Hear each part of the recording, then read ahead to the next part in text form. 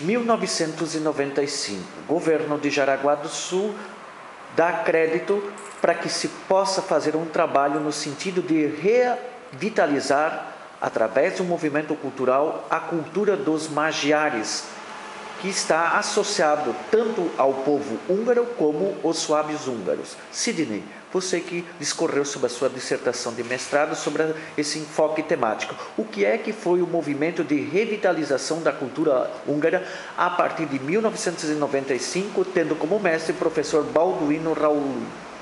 Bom, para chegarmos nesse contexto, então a gente colocou anteriormente que a partir, podemos colocar assim, da década de 1980, né, no mundo todo, houve um grande movimento de revalorização da questão do patrimônio histórico da humanidade, podemos colocar assim, patrimônio cultural da humanidade. Até aqui no Brasil, principalmente, até a década de 80, quando falava-se em patrimônio histórico, vinha-se a primeira questão, a questão da pedra e cal, né, que é chamado, então, o patrimônio edificado.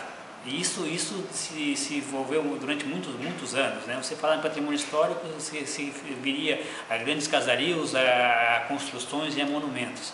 Então, esse movimento podemos colocar, de alargamento da questão do que é patrimônio cultural, né? Onde envolve hoje a questão do patrimônio material e também do imaterial, onde envolve os saberes, onde envolve as tradições, onde envolve a religiosidade, os costumes dos povos, né? Então isso tudo passou a ser agregado dentro da definição, do conceito do que é patrimônio cultural. E com essa revalorização, com esse alargamento dos conceitos, né, no Brasil, né, as cidades então, principalmente os seus governantes, podemos colocar assim, começaram então a buscar esses enfoques para dar também uma sustentação a essas comunidades. E o estado de Santa Catarina, particularmente, pela sua questão histórica, da questão da ocupação, né, que foi realizada por imigrantes europeus no final do século XIX, foi assim, teve digamos assim, um grande movimento nesse sentido de revalorização. Como nós colocamos anteriormente, começou com a Oktoberfest e uma série de festas típicas em todo o estado de Santa Catarina, para os açorianos, para os alemães, para os italianos, para os tiroleses, né, e outros grupos étnicos. Foram realizadas suas festas para valorizar esse patrimônio. Jaraguá do Sul então começou com os alemães, depois os italianos, os poloneses, e os húngaros também então entraram nessa questão. Então em 1995, de acordo com o depoimento do professor Balduino Raulino, que na época era presidente da Fundação Cultural, né, os húngaros, ou os descendentes, começaram a questionar ele. Sim, os alemães têm suas festas, têm os seus costumes, e nós, os húngaros, nós não temos as nossas tradições, né? Então, através da Fundação Cultural, o professor Balduino Raulino entrou em contato com a comunidade húngara de São Paulo, né, onde rapidamente teve um retorno.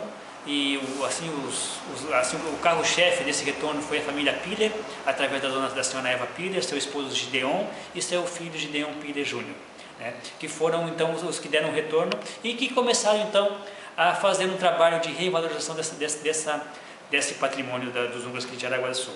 Mas uma das primeiras falas que a gente tem da dona Eva, inclusive isso a gente tem no documentário, ela fala: mas os húngaros de Jaraguá são suábios, né? Eles eram suábios que moravam numa região, a região de Veszprém, que estavam lá. E essa fala da dona Eva, né, reflete digamos, uma história que até podemos colocar, acho que 10 anos, acho que até muito, era desconhecida aqui de Jaraguá. Isso só começou a ser despertada e ser reformulada através das pesquisas feitas pelo Arquivo Histórico, pelo Museu, pelo setor de patrimônio do município, né, através dessas pesquisas. Então a dona Eva já fez essa fala, que era que aqui os nossos húngaros daqui, até mesmo a própria Fundação Cultural, não tinha esse conhecimento dessa questão dos suábios com os húngaros. Mas como esses imigrantes, né, vieram da Hungria, eles estavam na Hungria há 150 anos, né? Então, por exemplo, já poderiam até se considerar imigrantes húngaros, né? E então a dona Eva e o seu filho Gideon, né, trouxeram para Jaraguá o quê? Eles não tinham conhecimento mais da língua, que é um dos fatores mais importantes para se manter, digamos assim, um grupo étnico, para se distinguir, é a sua língua, a língua húngara, né? Ninguém mais conhecia na comunidade. ainda pensavam que o suábio que se falava era o húngaro. Então, como não tinha conhecimento da língua, eles precisavam trazer algo que não necessitasse da língua. Então optou-se pelo quê? Pela dança, né, pela dança e pela culinária. A dança foi formada então um grupo de danças húngaras com as crianças aqui que moravam na região da Santíssima Trindade, do Garibaldi, Santo Estevão, Jaraguazinho, aquela região toda. Foram feitas reuniões e se apresentaram aproximadamente 70 jovens, né, para começar esse grupo de danças do Dunato. E foi, né, que foi assim, um dos carros-chefes, digamos assim, desse movimento, foi o grupo de danças húngaras. E mais tarde, então, veio um grupo de senhoras de São Paulo para trabalhar a questão da culinária.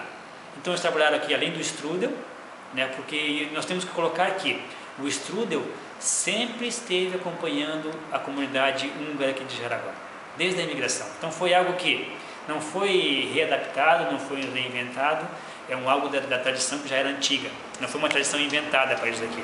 O strudel sempre fez parte, foi passado de mãe para filho, mãe para filha, de vó para neta, né, até a forma de se fazer, né, e tem uma fala muito interessante ali que a gente tem num dos depoimentos, onde uma senhora fala assim que eles admiraram como as mulheres de Jaraguá abriam o strudel com a mão, a massa do strudel, porque em São Paulo usavam o rolo de macarrão ou usavam uma garrafa para abrir a massa.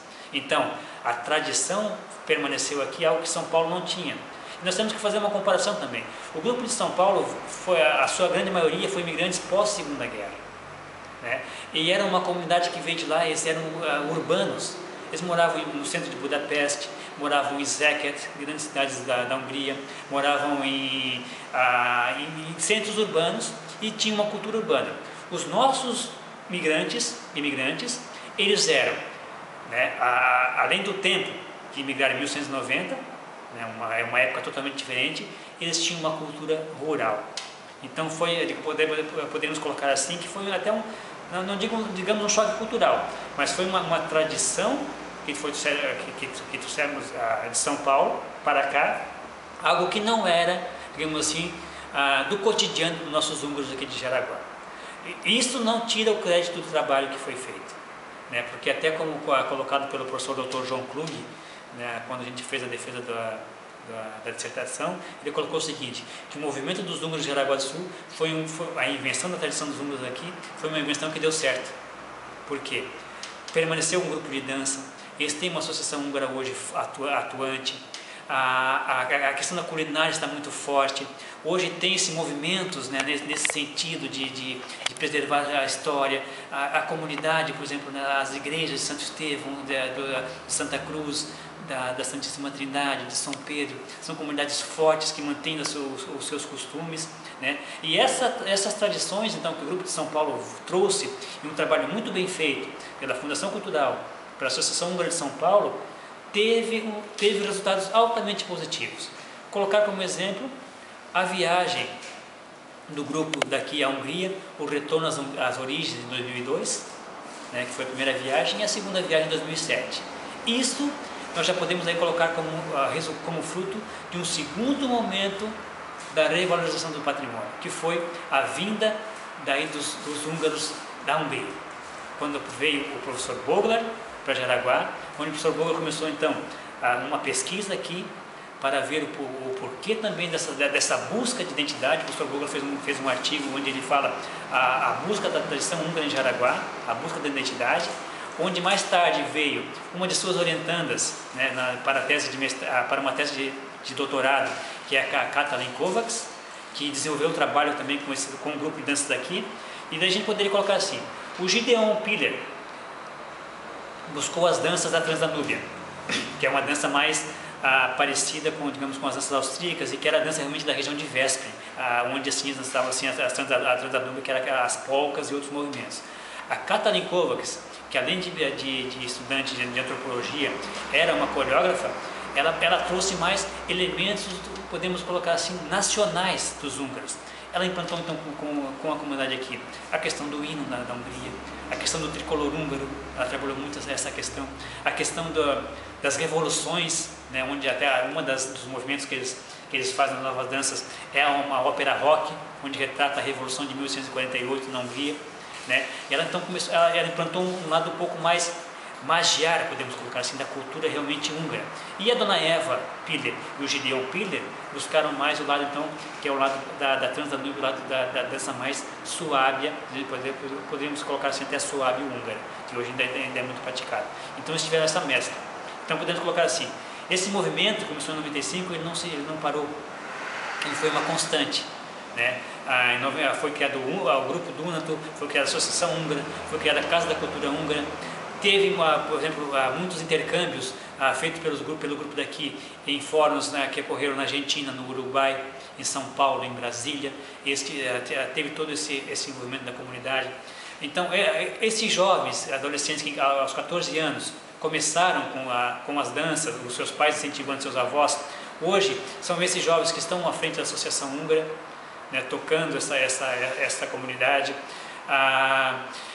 Então, assim, o movimento de Jaraguá realmente surtiu um efeito, foi um movimento que deu certo, como falou o Dr. João Krug, mas que muitas coisas precisam ser continuadas, né, muitas coisas têm que ser pesquisadas, tem muito para ser relatado dessa história, tem muita coisa que ainda precisamos estar buscando isso historicamente, mas o que nós temos que colocar é o seguinte: o tempo muda, as pessoas mudam, as comunidades mudam, o patrimônio muda, as identidades mudam, a nossa identidade é cambiante, né?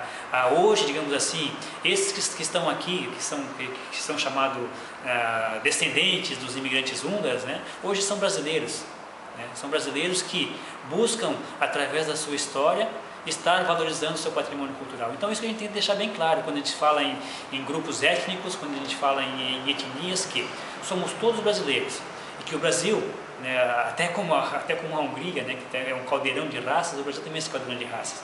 E este grupo que chegou em Jaraguá há 120 anos, formou suas famílias, né, hoje aí estamos na 6ª, 7ª geração, muitos já casaram, né, somente nas últimas 3 décadas, a mescla de casamentos foi maior ainda, que antes era mais fechado, hoje casando-se com pessoas de várias partes do país, né, que Jaraguá hoje é uma mescla também de culturas e de povos, né.